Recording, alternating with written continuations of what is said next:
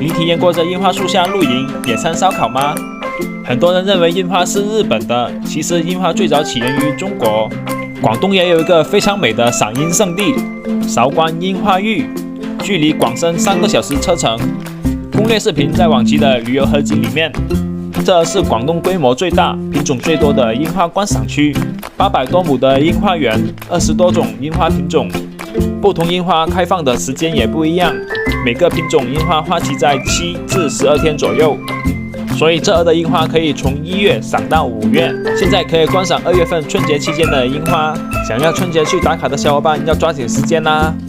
这还有露营帐篷可以租借，怕冷的话可以晚上住酒店。在樱花树下露营看星星是怎么样的体验呢？花香满园，晚上星空点点，氛围感拉满。今天的樱花峪景区介绍就到此为止啦，喜欢就关注我吧，我是爱拍照爱旅游的小陈。更多广东自驾游攻略尽在主页，咱们下期见，拜拜。